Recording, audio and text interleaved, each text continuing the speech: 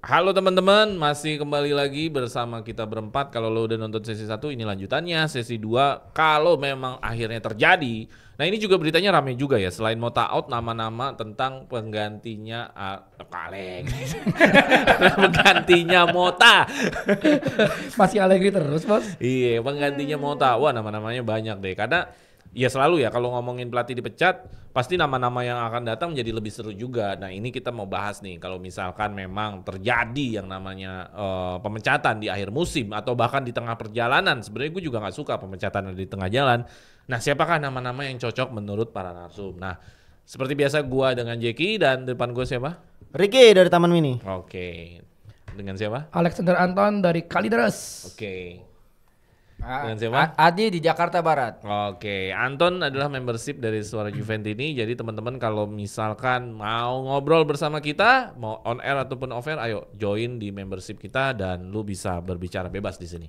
Oke, kita langsung aja ya mengenai kandidat pelatih baru Juventus. Walaupun ini hanya bayang-bayang, rumor-rumor saja, cuman ya kita ingin mengisi lah ya dengan informasi atau materi yang memang sudah beredar di media-media bahwa nama-namanya cukup menarik ya, nama-namanya ada yang nama baru, bahkan ada nama yang comeback again.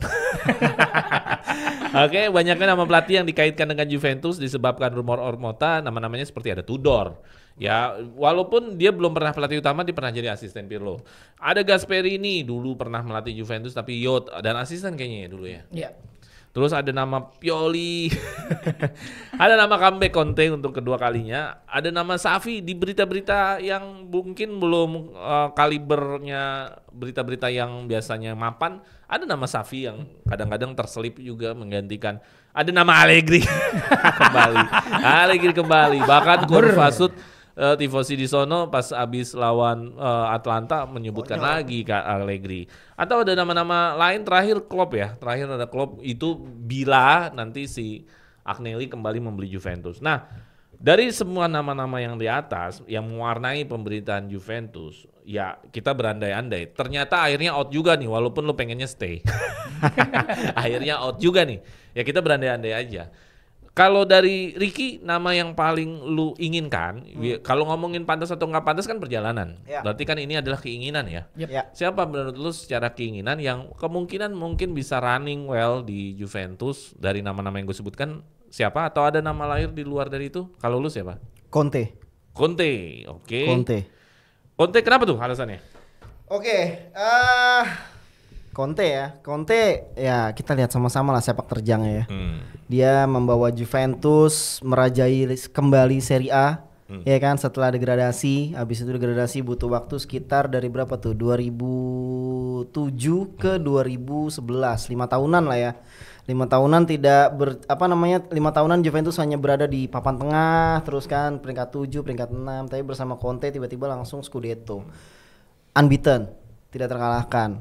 Musim berikutnya Conte membawa Juventus bermain di Liga Champions ya, walaupun gak mulus-mulus amat ya, tapi kita sudah bersaing dengan Bayern Munchen dan lain-lain gitu, dengan pemain-pemain yang menurut gua saat itu ya ala kadarnya ya kan. Strikernya masih Matri, Quagliarella. Ada Pirlo belum awal-awal. Pirlo udah ada Pirlo. Pirlo masuk saat Conte datang 2011. Terus sepak terjang Conte ya kan, berikutnya kan juara IPL ya kan bersama siapa? Chelsea. Lalu dia balik lagi ke Italia. Sekarang sepertinya sudah menjadi kandidatnya Scudetto nih sama Inter ya kan. Dan kita sama-sama lihat lah Napoli di musim lalu kan juga nggak oke-oke banget kan. Tapi Conte masuk, tiba-tiba Napoli bertransformasi lagi nih. Jadi menurut gua Conte sepertinya sudah mapan ya. Alasannya cuma itu aja sih. Gue menilai dia sepertinya sudah mapan, dia mengenal sepak bola Italia dengan baik, dia punya grinta sebagai seorang pemenang dengan baik, mentalitas. Kalau CLBK gini, lu nggak takut kayak Allegri tuh 2-0? CLBK gini. Cara bermain Conte dengan Allegri berbeda sih. Iya, maksudnya ya waktu awal-awal kan dipikirnya Allegri bakal bisa mengulang nih. Nah, Allegri justru beruntung karena dia mewarisi skuadnya Conte saat itu kan. Dia jadi sudah. Lu pikir itu bakal beda lah ya? Harusnya berbeda. Conte berbeda dengan Allegri sih. Itu yang ada di pikiran gue. Oke, jadi lu Conte ya? Pertanyaan kita berarti lanjut terus tentang Conte-nya. Oke, dari Adi siapa nih? Gua Tudor. Tudor. Why itu? Why itu? Alahannya gini, gue pernah bilang sebelum Allegri out di musim lalu bahwa harapan gue pelatih Juventus itu Didier Deschamps after 2026. Jadi sebelum Deschamps itu datang, kita punya pelatih transisi 2 tahun. Ya ini kan 1 tahun dengan Motta, 1 tahun dengan Tudor, baru Deschamps 2026. Jadi sebelum Deschamps itu datang, tim ini udah main pragmatis dulu, dirubah lagi mainnya, baik di defaultin lagi dari Allegri ke Motta, default lagi dulu ke pragmatis, baru nanti Deschamps datang dengan 2026 dengan tim yang lebih refresh, dengan pemain muda yang udah sedikit lebih jam terbang, udah apa namanya, udah matang gitu ya. Dan si Tudor ini kan nggak punya masalah konflik masa lalu kayak Motta dengan Buffon, dengan Del Piero. Oh tapi itu penting ya? Wah itu penting buat fans. Itu penting buat fans ya. Okay. Itu penting buat fans. Dimana fans juga sebagai salah satu pemain ke-12 yang mensupport penghasilan Juventus lewat tiket kan. Jadi emang ini yang sangat mungkin dipikirin sama manajemen Juve. Kan Tudor pernah jadi asisten di saat Pirlo jadi pelatih. Sebenarnya harusnya abis Pirlo itu harusnya Tudor pelatih selanjutnya, jangan Allegri. Ini yang harusnya kita coba lah pelatih-pelatih. Oh jadi lu maksudnya Tudor ini sebenarnya transisi untuk ke Descam ya. Jadi pelatih sementara yang dimana pertama manajemen pengennya money oriented dengan sustainability ekonomi, baru nanti kita dengan 2026 kita bisa dengan Deschamps, baru 2027 ketika ekonomi udah naik kita bisa beli pemain yang Deschamps mau gitu. Dengan pemain yang Prancis kita punya Kepren Thuram, Yildiz sudah bisa improve, Yildiz sudah nggak ada kayaknya.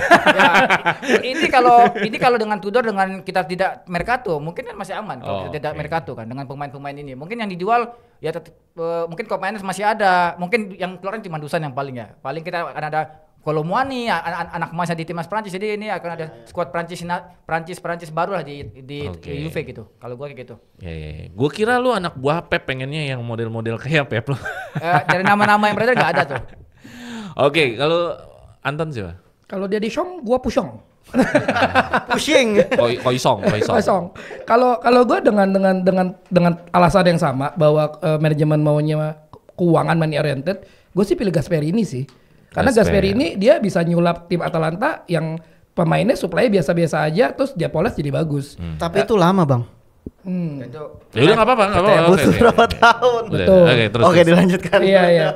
Ya tapi kalau dengan modal yang sekarang kan kayak Kopenhagen juga pada dibawa dia, artinya terus pemain kita juga bukan selevel Atalanta kan artinya kan. Tapi kita nggak bisa beli 11 pemain semuanya bintang, nggak bisa. Kita bukan Madrid, bukan Barcelona, bukan Bayern atau PSG ya artinya kan. Cuman Gasperini menurut gue orang yang tepat ya, bisa nyatuin tuh semua sih. Ditambah lagi ya dia kan seperti lu bilang dia pernah melatih youth di Juventus, plus dia pernah jadi asisten Lippi. Jadi udah ada darah Juve-nya lah. Jadi menurut gue Gasperini. Oke, jadi lu Gasperini ya. Ya Gasperini memang mapan lah di Serie A untuk berapa musim terakhir ini. Kalau gue juga ikutan, gue Gasperini, kita sama. Oh iya. Gasperini. Karena gue agak trauma dengan pelatih muda Pirlo dan si siapa ya? Si Motta. Hanya kalau memang out kan berarti semusim nih. Yep. Ya jadi pelatih senior ternyata yang bisa bertahan agak lama, agak panjang. Jadi gue Gasperini pertama adalah karena dia senior, mungkin dia bisa menguasai ruang ganti ya, bahwa bintang-bintang atau pemain-pemain mau bisa lebih mendengarkan. Jadi gue kayaknya lebih butuh sosok seniornya sih sebenarnya di masa-masa seperti ini. Jadi gue Gasperini, alasan gue seperti itu. Oke, kalau tadi kan lu udah milih Conte, lu Gasperini, lu Tudor ya. Nah lu sendiri udah tahu belum Tudor formasinya berapa kalau nanti pakai ini misalkan di Juventus?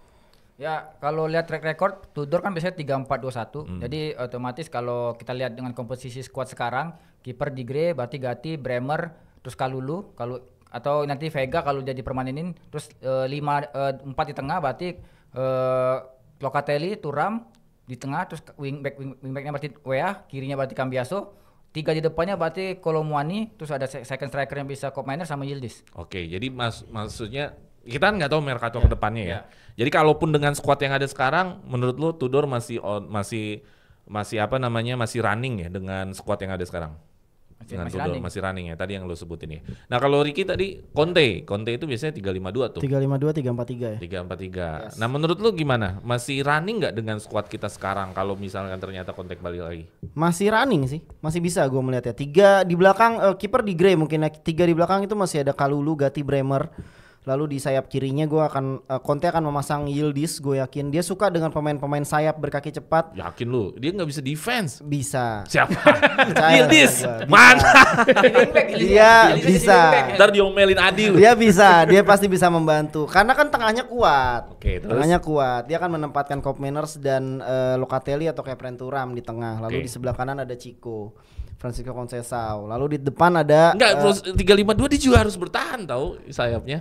Mana ada Chico bisa bertahan? bisa. Oke, terus Bisa. oke.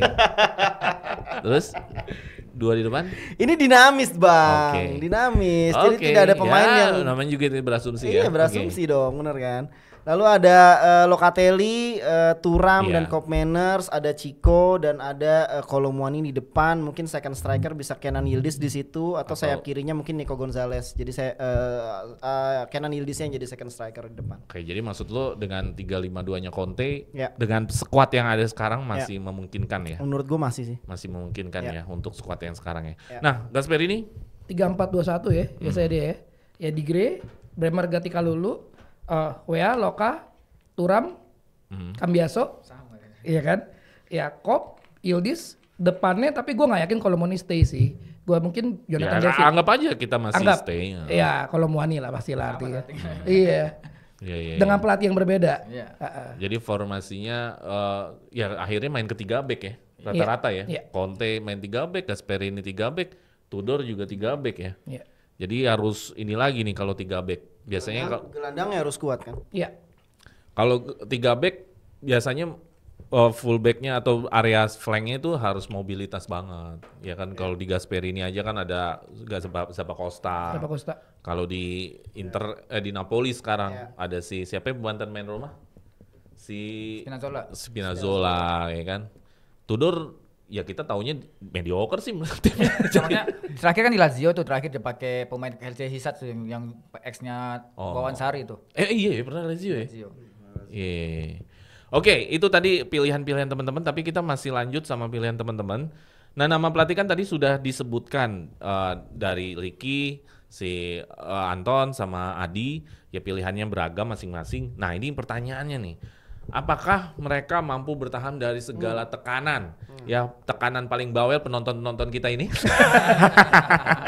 Dan tekanan tentu penonton langsung di sana, tekanan dari manajemen Juventus, dan mampukah lebih bertahan di atas satu musim? Kalau memang mampu melewati tekanan itu, kenapa kok bisa lu percaya diri dia mampu gitu dibanding nggak mampunya? Kalau dari Adi gimana?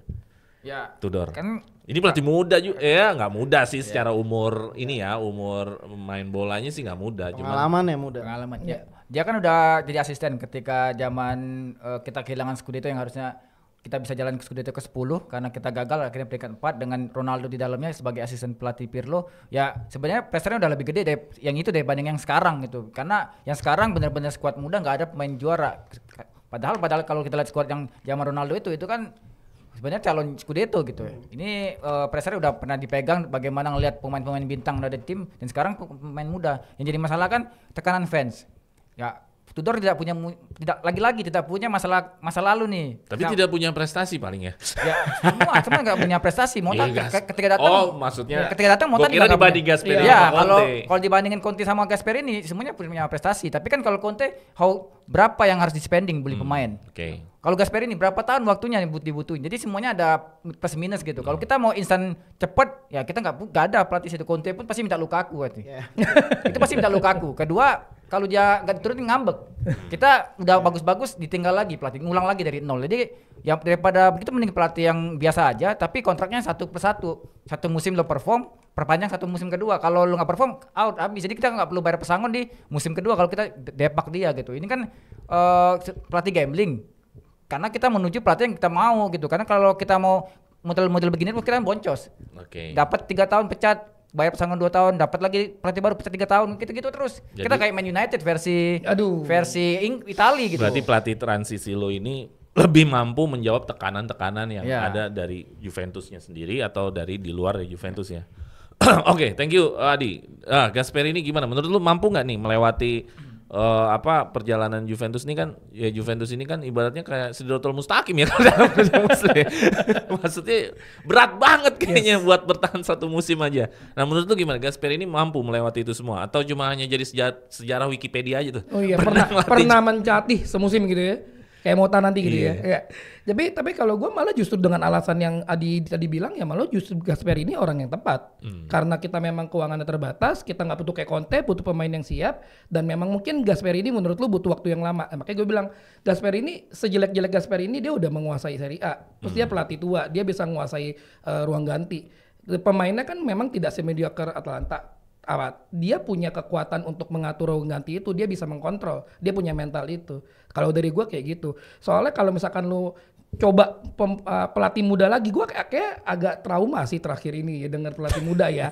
Kalau Gasperini tuh udah punya rekam jejak yang baik kalau kata si babang politikus itu. Iya. Kayak gitu. Oke, jadi lu lebih yakin ya Gasperini karena udah punya pengalaman gitu ya untuk bisa melewati biar nggak semusim doang nih. Benar. Oke. Gue tanggapi bentar. Itu iya dia punya pengalaman kayak kata Mas. Tapi ingat loh dia gagal satu musim loh di Merda. Itu jadi patokan juga. Dia nggak bisa nguasai ruang ganti Merda. Pemainnya mediocre. Betul.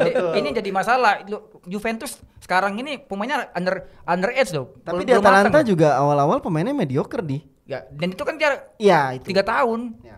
Jadi angkatan pertamanya Atalanta itu Caldara, yang di Juventus Andrea Conti, Papu Gomez. Itu angkatan pertama 2018 baru. Terus pemain Slovenia siapa? Josip Ilicic itu kan berapa tahun? Pemainnya semua berapa tahun? Jadi ketika di Merda 1 tahun dia gagal itu udah buktikan dia nggak bisa ngelatih tim besar dari mentalnya gitu. Jadi menurut gua ya dia bisa dikasih bisa jadi pelatih besar kalau dikasih waktu yang lama gitu loh. Source Juve itu nggak kayak Juve yang warisan Conte enggak saat itu enggak sama dengan gitu. Ya karena menurut gua kan orang kan ini berkembang, berupdate juga. Jadi kita nggak bisa samakan orang di 5 tahun yang lalu sama 5 tahun ke depan. Nah ini juga harus jadi pertimbangan kan. Ya Conte sebelum dibari sama sudah Juventus kan hal yang berbeda. Jadi menurut gua gua memilih Gasperini dengan pengalaman dia di Atlanta harusnya itu bisa jadi modal dia bisa lebih bertahan di Juventus gitu. Karena harapan gua adalah dia bukan Allegri yang ya kita kan sama-sama Gasperini. Gua menangis Di backup. Dia bukan seperti yang dulu. Ya kan? Akan selalu begitu kan seorang pelatih kan. Dia selalu akan berbeda dengan yang di depan. Bisa lebih jelek, bisa lebih buruk memang. Nah, kalau lu dari Conte gimana? Apakah lu yakin dia mampu? Nah, ini. Tadi gua kan coba menangkis nih omongan-omongannya Adi dan Babang ini nih ya. Ya, kita flashback deh ke sesi 1 kita tadi ya kan. Apa sih alasannya? Ya lu stay aja. Iya, gua enggak ngomongin Conte lu. Apa sih alasan kita memecat Thiago Motta ya kan? Result kan? Result oriented kan? Ya kan, yang Conte tinggal datang dan bilang ke manajemen, if you want to win this trophy, you give me something. Tapi Dado Piti. Dado hepeng. Dado Piti. Ada.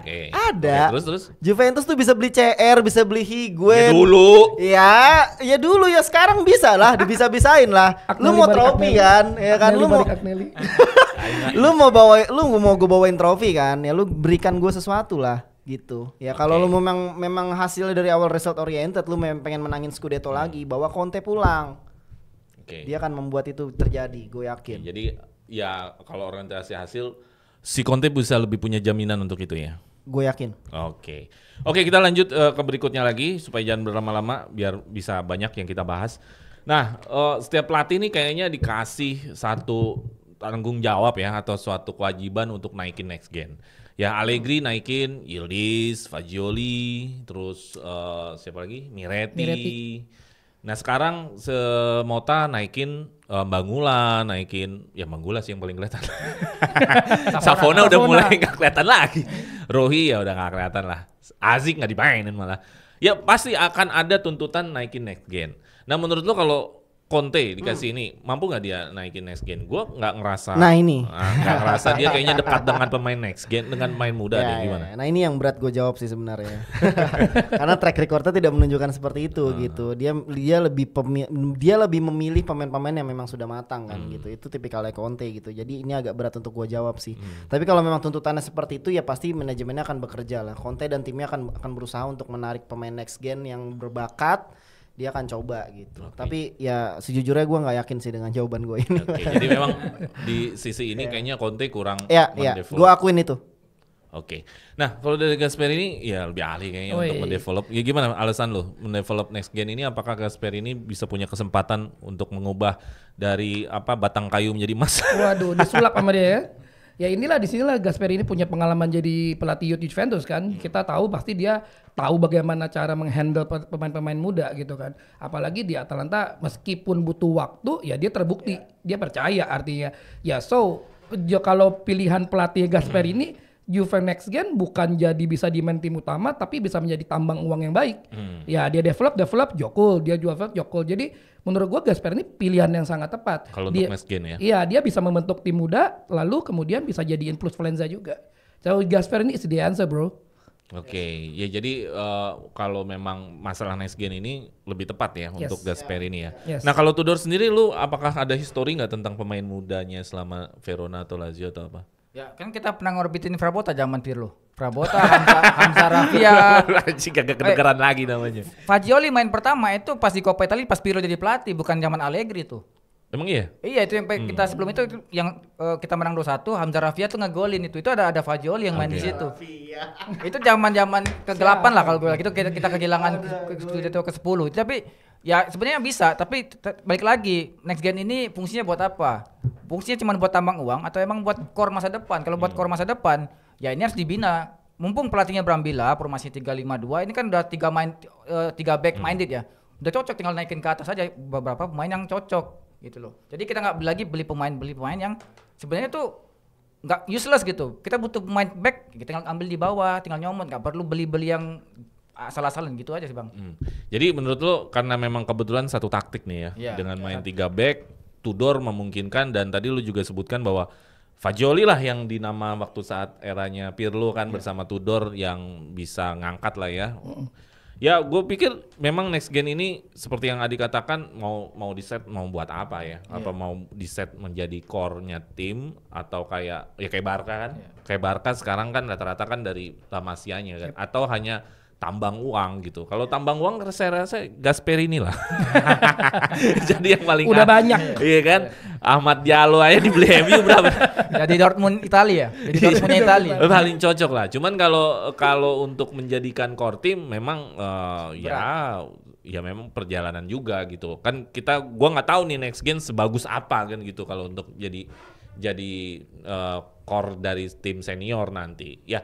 Jadi kita lihat aja lah nanti apakah Gasperini, apakah Conte, ataukah Tudor, mau trofi nggak?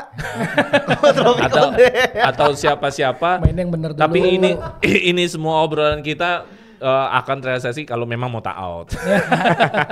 Iya kan itu kan. Ya kalau nggak out ya nggak terrealisasi. Gitu. Walau gue yakin pasti Juventini memilih nama yang lebih hype lagi pasti. Zidane. Jurgen Klopp, Pep Guardiola ya kan. Ya nggak masalah sih juga ngayal aja. Sekalian aja Don Carlo. Oke, kita mungkin menghabiskan materi ini ini materi sisa kita lah. Ini menarik juga sih. Kemarin pada pasca pertandingan ada yang meneriakan Allegri. Nggak sedikit juga pemberitaan juga mengatakan ada kemungkinan Allegri tapi ada tangkisannya juga bahwa Allegri nggak memikirkan Juventus gitu loh. Nah menurut lo perlu lagi nggak sih comeback Allegri sampai ketiga kali gitu? Ya singkat aja Ton. Zizai. Aduh emang orang-orang gelo yang pengen Allegri balik. Singkat aja. Udah singkat. Buanglah mantan pada tempatnya dah selesai. Dah. Oke, kalau lu ngeliat fenomena ada aja gitu maksudnya masih Allegri lagi. Ntar kalau saya berkata kasar lagi ada yang komplain. Jadi say no lah, tidak lah, udah berlalu biarkan berlalu lah, udah cukup. Oke, ya jadi ya sudahlah ya. Nah kalau lo? Katakan tidak untuk Allegri. Iya. Slogan semua dari sini nih.